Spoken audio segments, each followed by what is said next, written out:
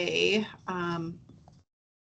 was going to maybe change up the order, but we'll call the CJCC Executive and Operations Committee meeting to order for September 11th of 2024. The minutes were sent out in the packet. Do we have a quorum where I can approve minutes or not yet? Yes, we do have a quorum. Okay, so if anyone's willing to make a motion regarding the minutes, that would be appreciated. So moved. Who made that? Second. Chris. Okay. And Kelly second. Thank you. And any discussion or edits that need to be made to the minutes? Hearing none, all those in favor of approving the minutes from the July 24th, 2024 meeting, please signify by saying aye. Aye. Aye. Any opposed? Okay, looks like those are approved. Do we have any public comment? No, we don't. Okay.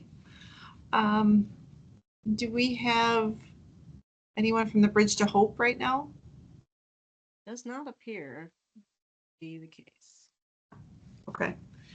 I was going to move down to our educational component first, just to allow our speakers to have time. And so I think we have Tracy Erickson here from Dunn County Truancy Court, who's going to talk to us a little bit about what's going on in her area. I'm going to pull up her slides here. I just have one slide. Nothing fancy. Can you see Can the you all slide? hear me? What was Yeah. that? Can you see the slide on the screen? Yeah. Okay. Yes, and we can hear you. Yes. Okay. So I guess I was asked to speak about truancy court, which I guess is kind of one part of the job I do here. So I'm the juvenile intake worker. I've been here for almost 12 years. I think I've been doing intake for maybe 7. I don't even know. So my main role is to meet with kids and families, kids who've committed crimes in the community, and then also kids who are truant from school. So, but I'm going to, I guess, kind of talk about truancy court. I was looking for just some short background on it, but I didn't have a lot of time this week, but Katie Chalet helped me out with when truancy court was started, which I guess I didn't even realize the ordinance was made in 1999. And Judge Smeltzer and Judge Stewart are the ones who started truancy court. And a little background with that is in the past, kids were getting tickets for truancy. And I think those kids would come in front of the judges and have to pay fines and do things like that. But what they were discovering was that was not fixing the issue or the underlying issues of why kids weren't going to school. And to be honest, I know a little bit of this, but I can't find, I mean, Chris, maybe you know more too, but they heard about truancy court and went to a training somewhere, but it's an evidence-based program, and brought it here. So again, started in 1999. They took away kind of the families still get tickets to get into truancy court, but they don't pay those. And really truancy court is the purpose is to look at some of the underlying issues and how do we fix the issue rather than just ticketing kids who usually can't pay the tickets, you know, like it's not fixing the issue. So there's more to some of the beginning of this stuff, but to save time, so kids get referred to me to intake from schools. The schools are Menominee, Colfax, Elkmont, and Boyceville. That's who we serve. So when a kiddo is truant from school, The school will do all the things they need to do on their end, and then eventually send a truancy referral to me here at Human Services. I meet with those kids and family, and after, 1 to 2 hour meeting, kind of make a decision on where the case should go. So my options are, there's a case closure, there's a deferred prosecution agreement, truancy court is one of the options, and then a full GIPS court order is an option. So, obviously, if I choose truancy court, I have an echo. You do. What happens that from there? What? Somebody that just came on has their phone is turned on to the volume, and it should stop now. Okay. So if the choice for the kiddo is truancy court, then essentially these kiddos will get a ticket in the mail. It's for $500, but that's what gets these kids into this truancy court, which is a citation court. And so then they get the ticket in the mail. They don't pay it, but they have to show up to the court date that's on that ticket. And so when we all go to that first initial court hearing, those involved I'm in the courtroom. My coworker Clint is also in there, who helps with truancy court. Judge Meyer is a judge that presides over all of those cases. And then the school principals from whatever school the kiddo's from attend as well. And then the parents and the kids. So, I mean, truancy court really is a laid back court. It's not supposed to be as formal as what it would be if they were going for like this full petition or full court order, that kind of thing. So the first initial hearing, we do put in some conditions. Generally, it's the, attending school. There might be some services that are ordered based on some of those reasons they're missing school, which AODA, mental health, family issues, peers. Really, there's a lot of different reasons kids could be missing school. But, I wrote that the purpose of the program is to eliminate barriers to regular school attendance, provide comprehensive support services to students with excessive absences, and assist families with developing important connections with schools. And I think that's one of the biggest things of why truancy court works and is helpful, is that the schools are involved, and then it does bridge that gap between parents who might not be happy with the schools or kids who don't like, certain people at the schools. It helps to kind of see the schools and that in a different light too. But so then after this first hearing, the initial hearing, they're put on this little court order, and essentially we just schedule review hearings with the judge. Again, the schools come, they report the attendance, how the kids are doing. Sometimes it's super positive, the attendance is doing better. I mean, there are times that it's not, but then I think, Judge Meyer will ask the questions and we'll figure out if there's other things that need to be happening, other conditions, kind of get to the bottom of some of what is going on. And then we maybe add more conditions, again, do a few reviews. We do get to the point sometimes with cases where attendance isn't getting better and we can go to hearing. So a kid can be sanctioned, their license can be taken for up to a year. They can be on electronic monitoring, house arrest for up to 30 days. They can be asked to do 20 or 25 hours up to community service. I don't know if I'm missing anything. Or you can get creative too, with sanctions. We don't like to do those. And then we also, like, part of the program is giving the reward piece of it. So Judge Meyer will give out stickers. Most kids like those, as a positive reinforcement. And then on our end, between Clint and I, we tried to see these kids at school on Fridays. If they're doing well, we'll give them water bottles or give them little incentives for doing well. Stickers we hand out, sometimes, just different little rewards. Sometimes just verbal praise. That goes a long way too. But I guess that's kind of the, I don't know if I missed anything, but the overview of truancy court. I would say when we come back for reviews, and if we've had a couple of reviews where the kid has been doing awesome, they've made it to school every day, the schools aren't having concerns, really the biggest reward would be we close them out of truancy court. So while the orders are put in place for a year, we can close them out at any time we see fit.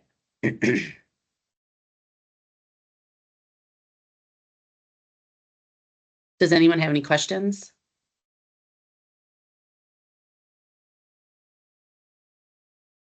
How many? Tracy, how do you, I mean, I'm sorry. Oh, sorry. keep I was just track of wondering how this many families or kids you have in truancy court generally. So I should have added that up. I did ask Katie, which I know it's a lot to figure out. It'd be interesting to know how many kids we've served since 1999. That's a long time. But I think like right now, I have about 15. We have a couple sibling groups. And I would add in two. Last summer, we actually met as a group, and we also have started sending parents to truancy court. So I do get quite a few referrals for elementary kids who are truant. And obviously when elementary kids are truant, it's generally not the kids' issue, it's the parents. And so while the kid is the one that gets the ticket, we mention that they don't need to attend, but the parent needs to. And Judge Mayer, I mean, I think we've probably had 4 or 5 parents, would you say? And I would say that every one of those families that have come in where parents are present, they have all been successful. We've had And a even number of, this year. Yeah. Yeah. yeah, that's encouraging because the parents, you talk to them about what's the problem and those type of things, and then they send their kid to school. Right, it's successful. I think it's really successful for the little ones, more so than for the teenagers. Agreed. Elementary and middle school, I think it's really been, we have a really chronic and difficult case that there's quite a few kids, they've been on full orders, all of these things. And so when they came back through, I was like, I'm going to send them to truancy court. And we haven't had a review yet, but I can't wait to come to let Judge know that this particular kiddo has been at school every single day this year, which isn't a ton yet. But when the kid last year didn't go at all and was unenrolled, it's huge, huge, huge, huge. Because frankly, I was like, if she doesn't go, I don't know what else we're gonna do. So, no. I said to Dad, don't you want me off your back? I mean, seriously, do you want to keep coming back here? If I would can say on add- average, we have about 15 in truancy court. I think that will increase now with sending parents to, because hopefully we'll get more referrals from elementary level, but so far that has been very successful. Some of those young teenagers have no one that's ever said to them, hey, look what a good job you're doing. I know you can do it. You're smart. They just don't have anybody that is strongly encouraging them. I think the schools do really well, especially Mr. Anderson out of the middle school is so, one of the biggest factors is whether a child will go to school is whether somebody at the school is happy to see them. And he reflects that every single time. They set up meetings. He says, oh yes, the teachers miss you and they want to see you, and those kind of things. I mean, he just 100% reflects that. I think he's a wonderful person for, I think he does his job well. He is amazing. Yep. He's one of my favorites to work with.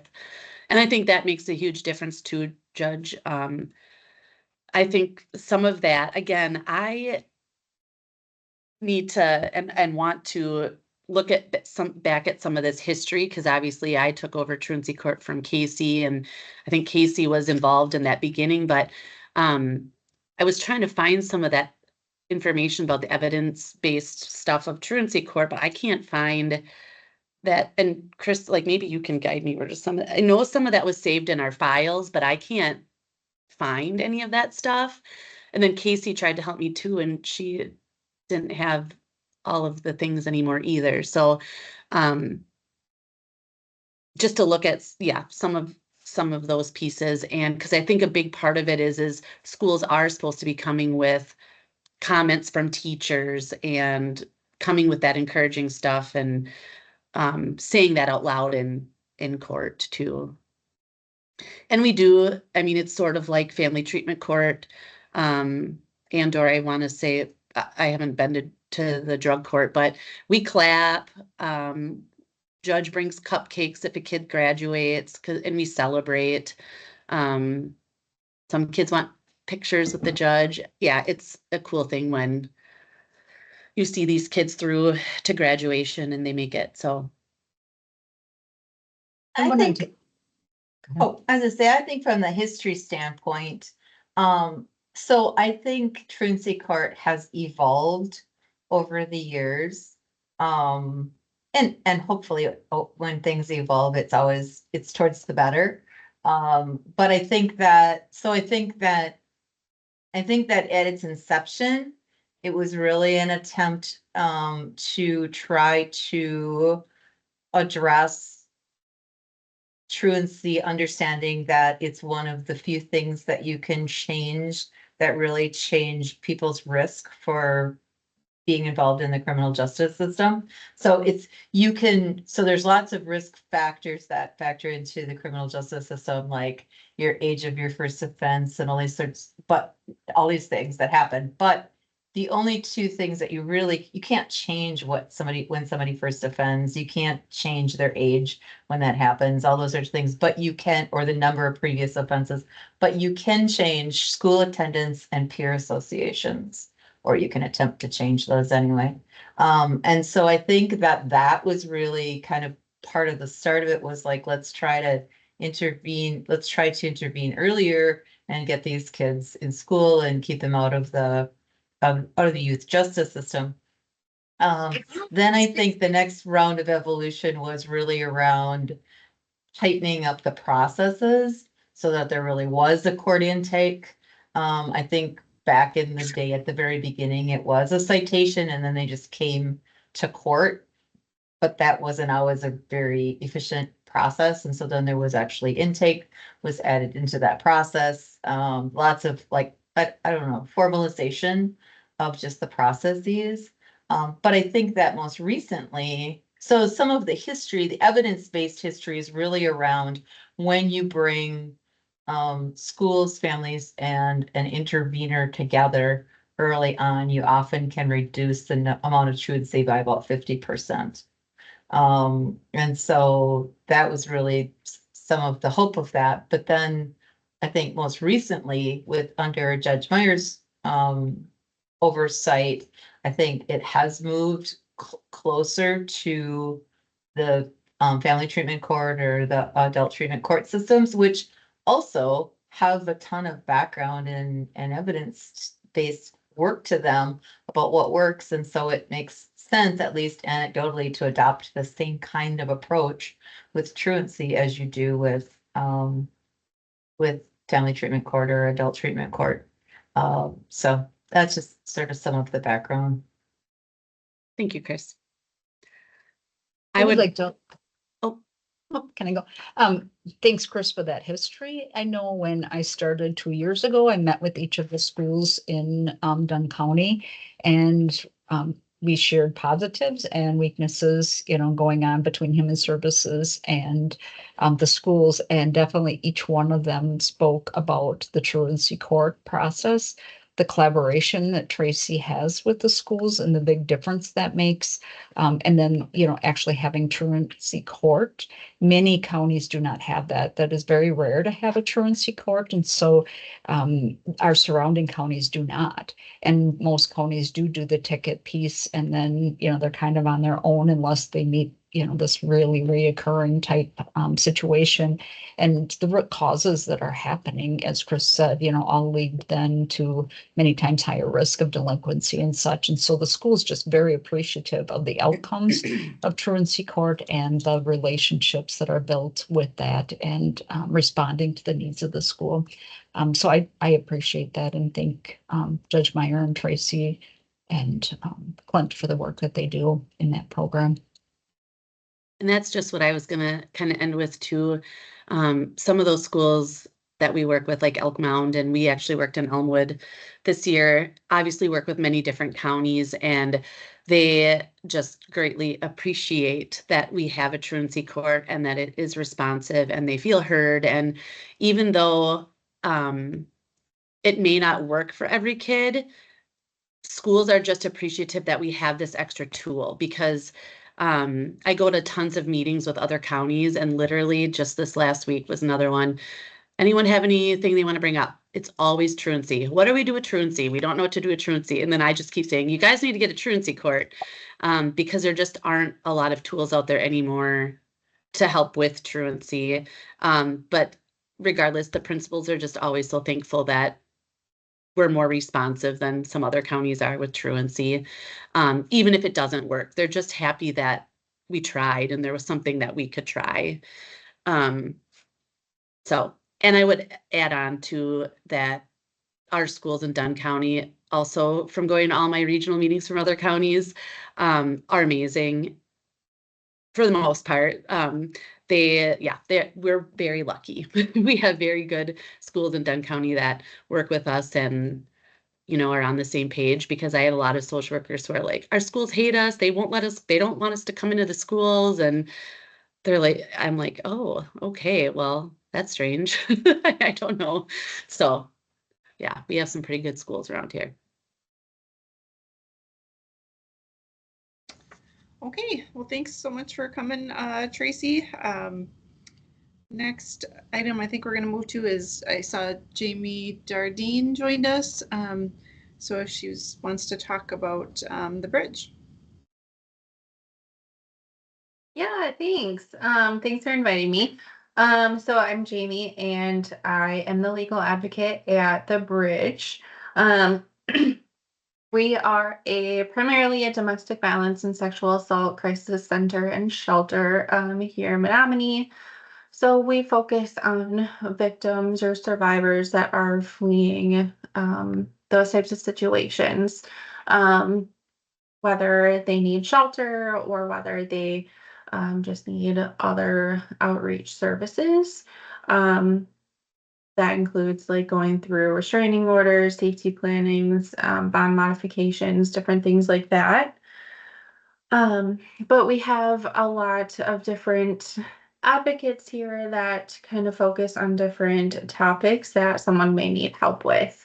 So like I said, I'm legal, so I really focus on the court system, different aspects in that area, working with human services, going to courts, all those kind of fun things, doing restraining orders, divorces, child custody and placement areas. But we do have other advocates that focus on like the schools, working with different programs within that area as well.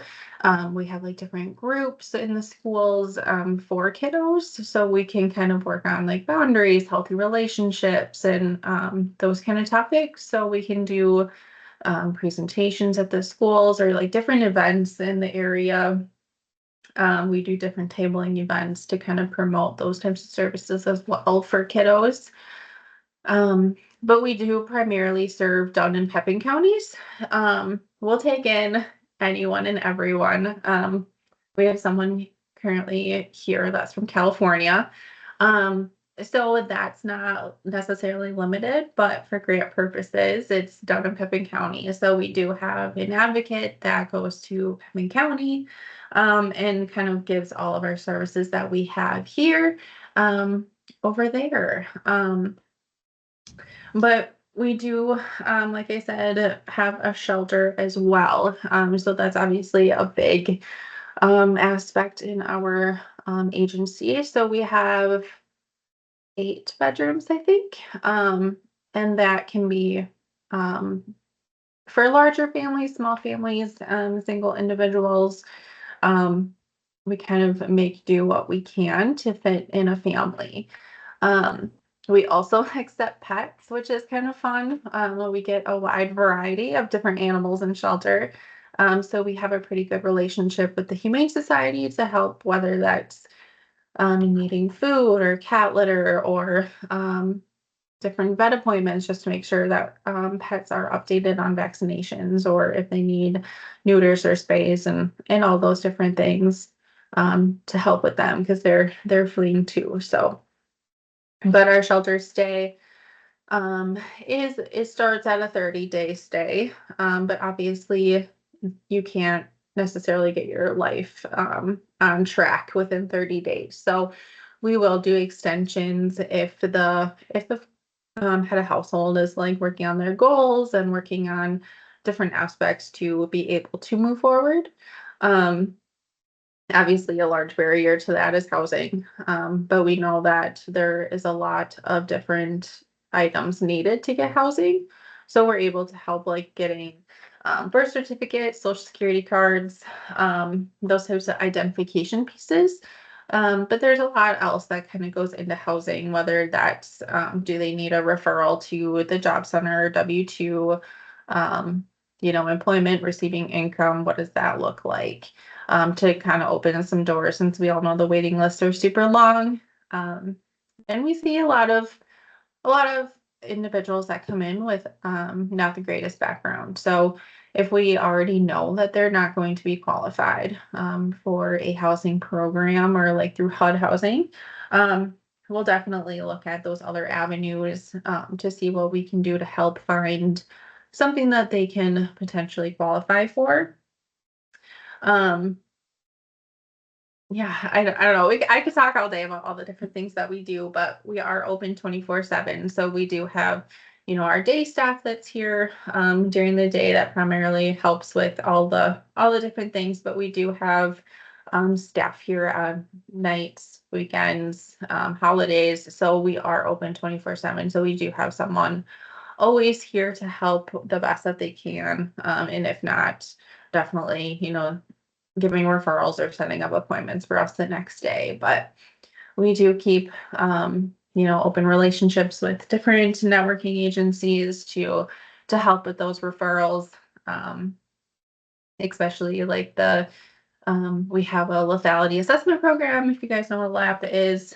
So we have a pretty good relationship with law enforcement here to be able to help those that are experiencing domestic violence at home. If law enforcement gets called, we can help with whatever they're looking for at that point. If they need shelter, or looking at, what happens when that 72-hour no contact is expired, and those different avenues. So kind of it's really broad. It's really open to whatever people are needing in this situation when they're leaving their residence, or leaving a situation that they need safety. So there's a lot of aspects that go into that, and we do whatever we can to help with all of those different things that come into play.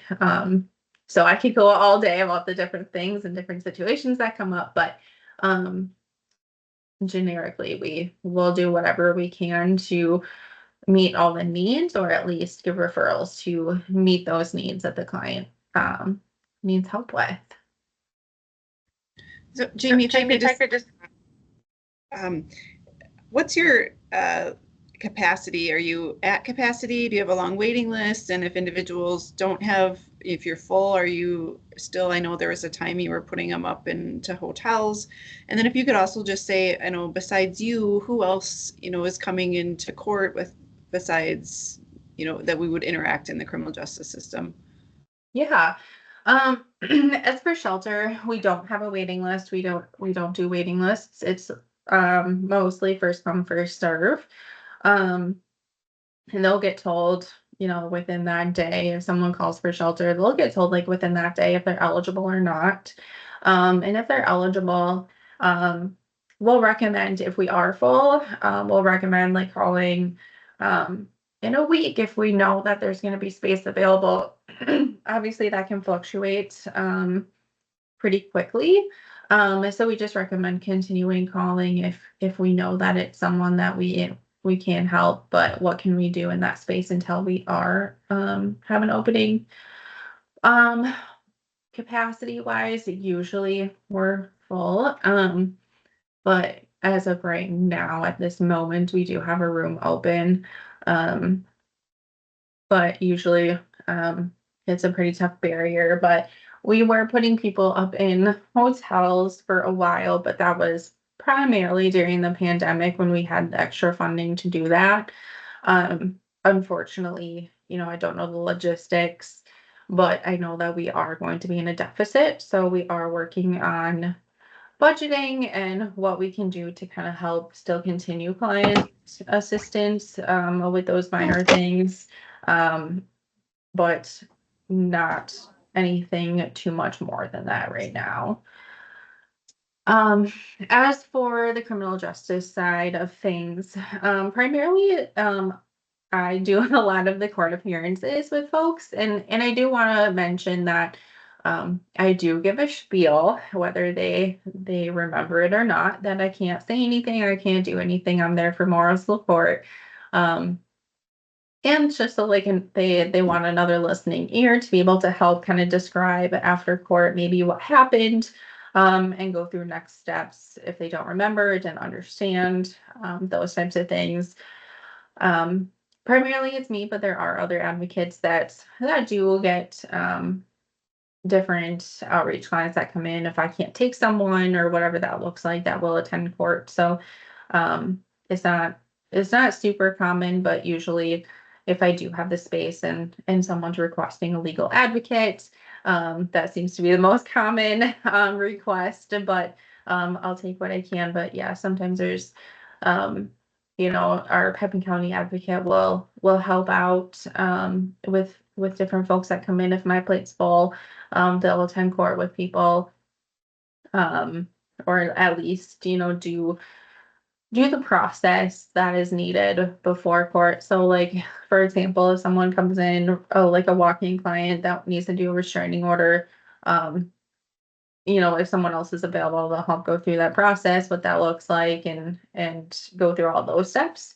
But then, they might follow up to do the court hearing. Otherwise, I'll attend if I have an idea of what's going on. There are times where it's a last minute situation where we'll get, someone will ask to go to court and I have no idea who they are, and I'll sit with them and help them if I have an understanding of what they're in for. But there are times where it's like, I have no idea, but I'll come help you and we'll discuss it after. So yeah, it can be anyone that attends court, but a lot of the times it's usually me that's going there.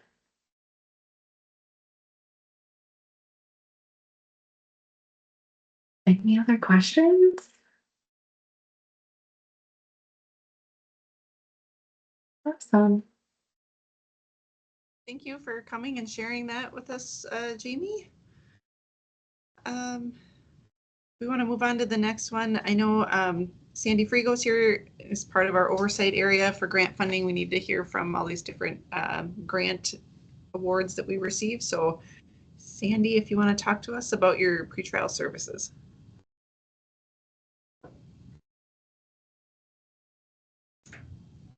And I'm going to pull up your slide, Sandy. All right, thanks.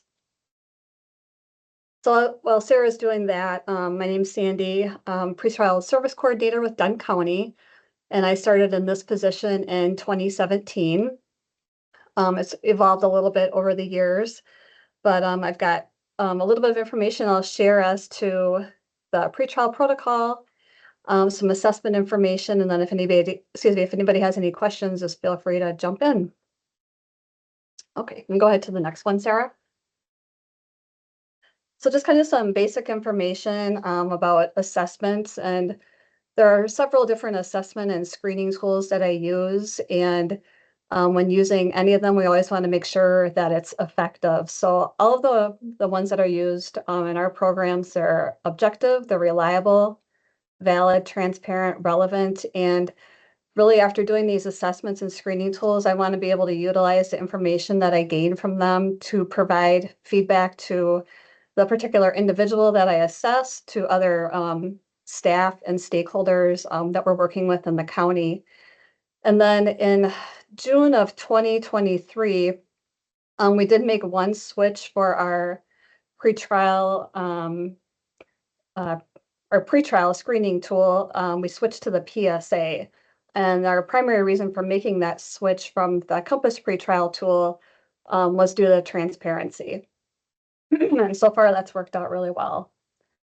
So purpose of assessments and screening tools. So assessments are done at various stages of the criminal justice system, whether it's with law enforcement, at the jail, in court, with Department of Corrections. And part of what I'm doing, it's that first step towards utilizing evidence-based practices to improve our criminal justice decisions, to guide policies, to hopefully get the most bang for our buck. And what I mean by that is using our information to put individuals into programs that best meet their risks and needs. And then also to make other appropriate referrals for many of the programs that are offered in our county, such as treatment opportunity program, treatment court, our medication assisted treatment program in the jail, MRT, any domestic violence services. The list kind of goes on and on. Next slide, Sarah.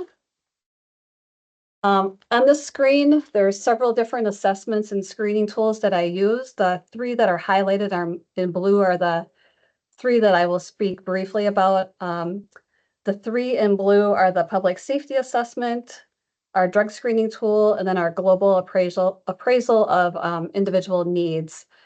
All three of these assessments are utilized when I meet with individuals at the jail that are being held for their first bond appearance. It's offered to each of the inmates. It's completely voluntary, and none of the information that I obtain, specifically from those assessments and screening tools are shared with anybody else. It's simply information that's utilized to assist in the process of making referrals down the line. Next slide, Sarah. So the first one would be the PSA, which is assessing an individual's pretrial risk. And what that is, it's comprised of 9 questions, predicting their pretrial success or failure.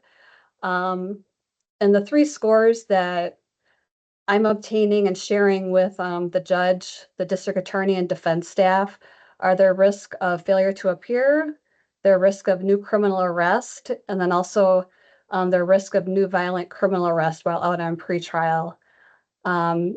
These are just used to help inform decisions, and the judicial officer still retains all their discretion. And kind of the whole premise, just to go back to that one slide, Sarah, what we're looking at in that pretrial phase is maximizing public safety, court appearance, and then having individuals on pretrial release. The next short screening tool that I do with individuals at the jail, it's the drug screening tool. So this is just simple yes/no questions that are asked of them. They self-report about their substance use within the last 12 months. And it's different questions ranging from their frequency of use, their history of treatment, any symptoms that they may have related to their substance use. And then finally, there are a couple of questions about their motivation for treatment. The score that I obtained from this is just simply an indicator to let me know if there's no disorder indicated all the way up to an extreme level. Next slide, Sarah, is pertaining to the GAIN short screener. So this is Just to help identify and rule out people that might have some behavioral health disorders. It's 20 different questions that are broken down into 4 different behavioral health domains. The first one is questions pertaining to things like depression, anxiety, suicide. The next section is pertaining to attention deficit, impulsivity, conduct problems, substance use disorders. Again, there's some questions about that. Then lastly, there are questions pertaining to crime and violence.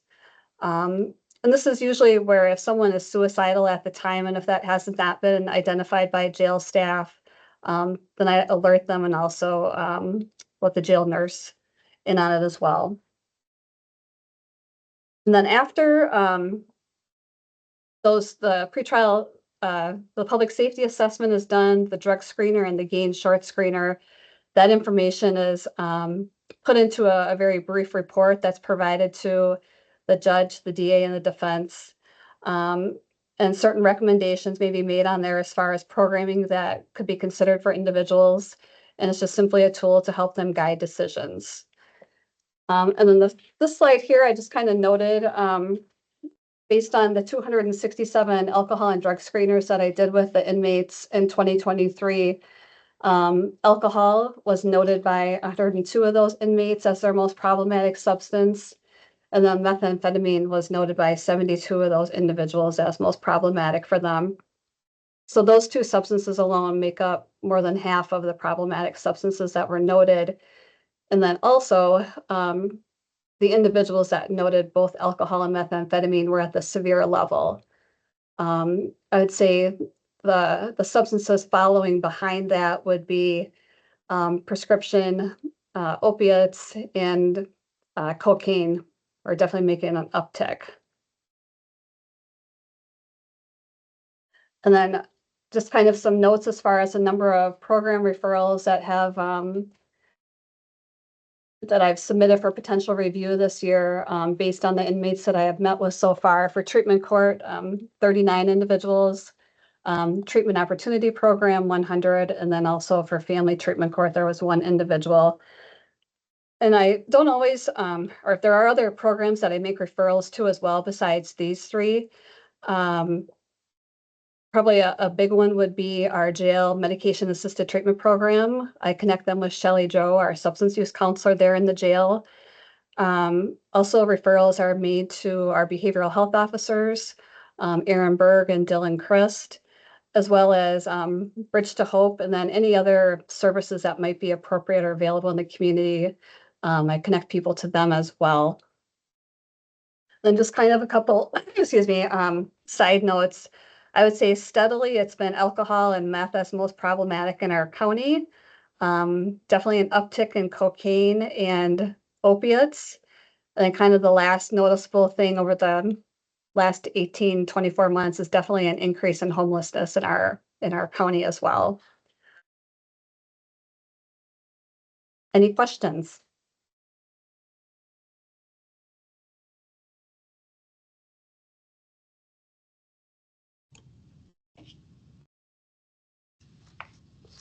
Sandy, do you think that, I mean, you kind of said this, but that whole uptick of alcohol stuff really is different, right?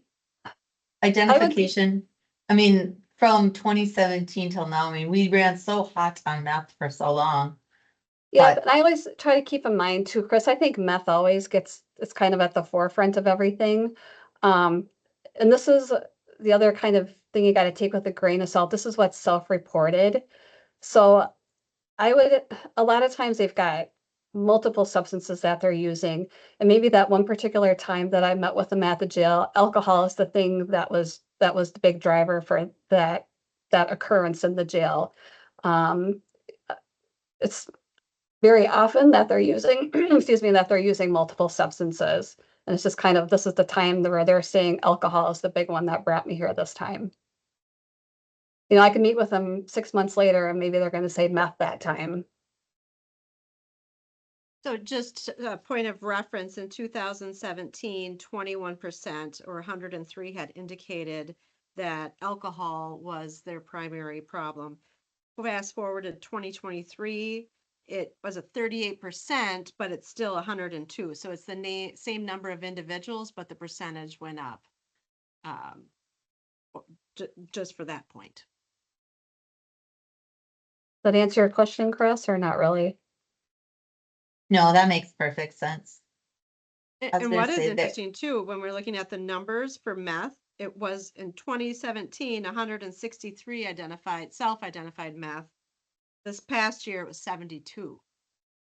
So less people are disclosing. We're also getting different groups of people coming through the jail.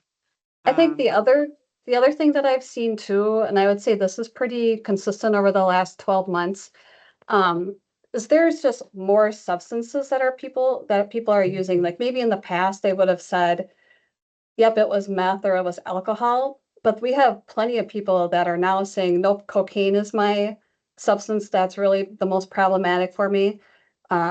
And as well as heroin or opioid related products. Those are the two that are kind of taking away from our big two, I would say. So they're getting a little bit more spread out over more substances. And then also I've got a smattering of people that'll say that it's just fentanyl. It's straight up fentanyl that they're seeking out, and that's problematic for them. It's not a super high number, but it's definitely there.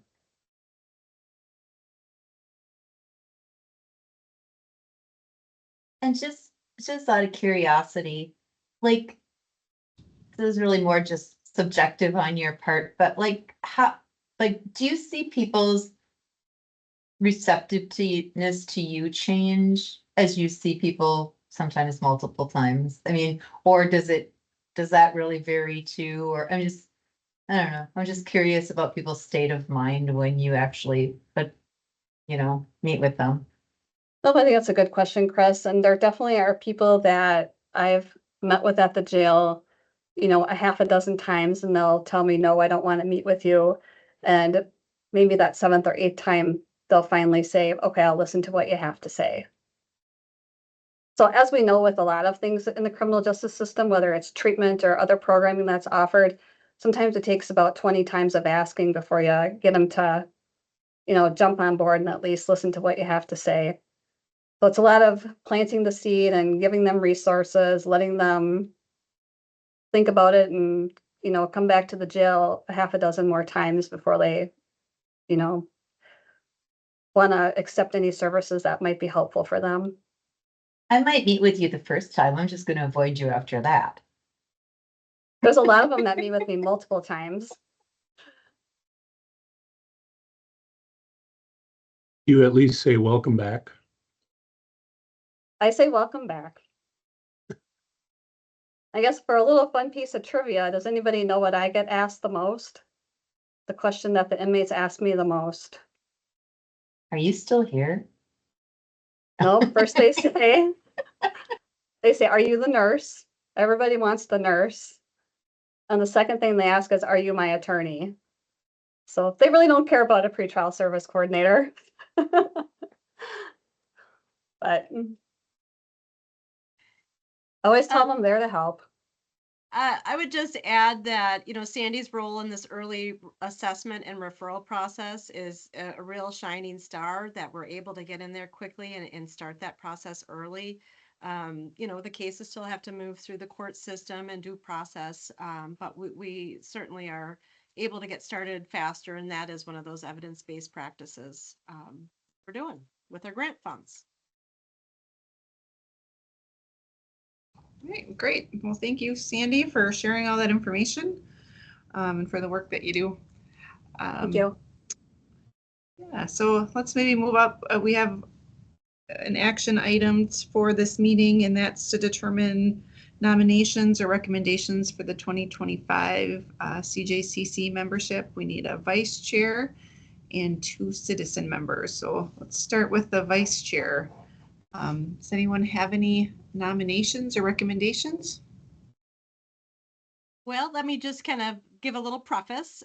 So our vice chair position is a 2-year term that would eventually go up to be chair. So really, we're looking at, this is Andrea's end of her 2-year term at the end of the year.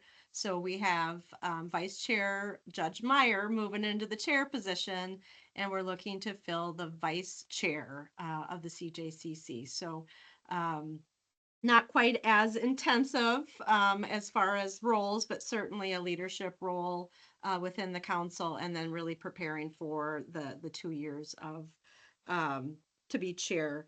We did have a short list how we were talking and kind of sharing the joy and the burden of CJCC leadership. So I did reach out to Sheriff Bigd, and I did reach out to Katie Shalley, and we had some mixed responses. So I think I'll just leave it at that and kind of defer to the group to see what comes out here.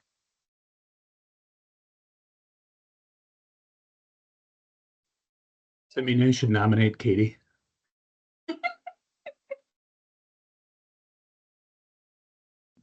I said I was just a behind the scenes player, I thought, but I will do whatever the group needs me to do. Sheriff did indicate after some reconsideration he was willing to do it as well. So we got a real election here.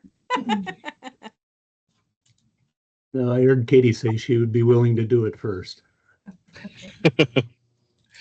I think we've said this before, but or I said this before, but or it's been said before, but Sarah makes it so easy that it's really not a huge undertaking. I mean, there's some effort, obviously, but Sarah is a great assister in all of that.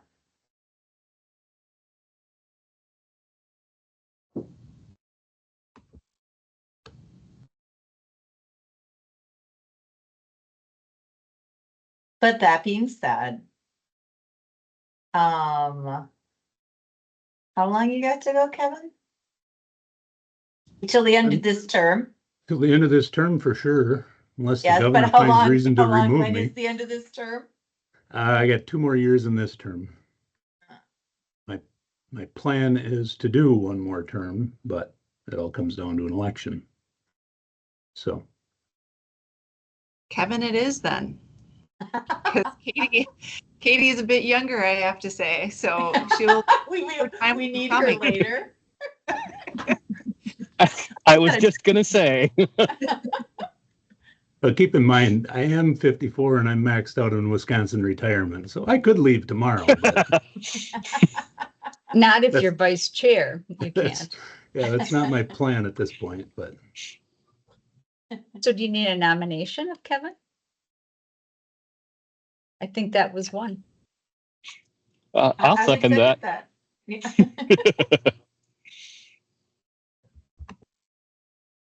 So who was the Any first discussion? nomination? Sorry. Paula. I'll do that. Yep.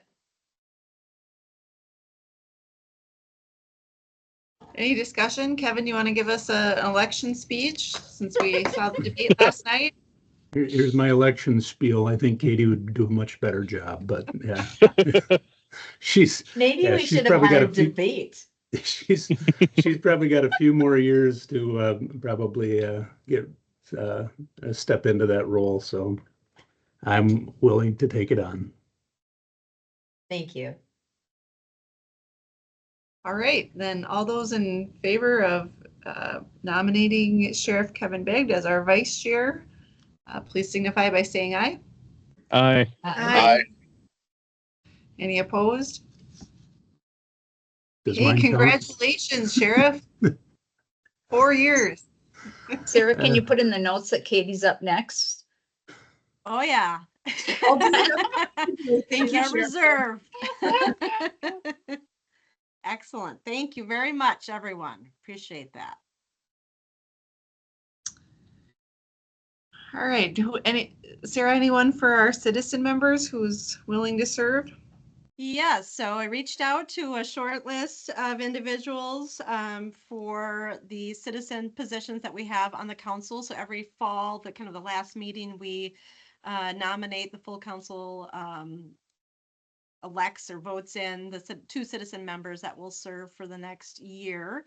So this year we've had Jamie Dardane from the Bridge and Colleen Etzbach looking ahead for 2025, Jamie would like to stay on with us, if we would be willing to continue that. And then Rod Smeltzer, retired judge, is interested in being a citizen member. So those are the two names that I'm putting forth today.